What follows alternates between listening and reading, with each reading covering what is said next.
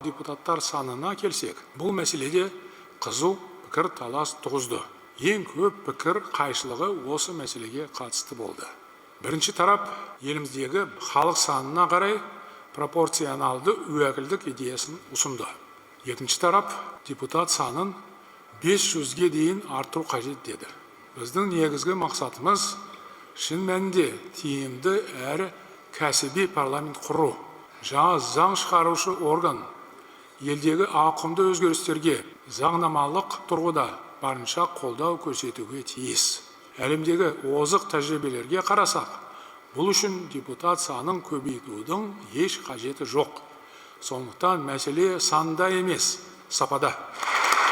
Ең бастысы парламентте нағыз отаншыл азаматтар, білікті мамандар отыруға тиіс. Жұмыс тобы азаматтардың ұсыныстарын мұқият зерделеп, қызу талқылады.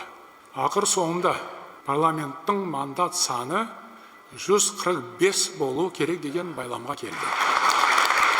Жаңа парламентте төрағаның 3 орынбасары болуы мүмкін. Ал комитет саны 8-ден аспауы керек.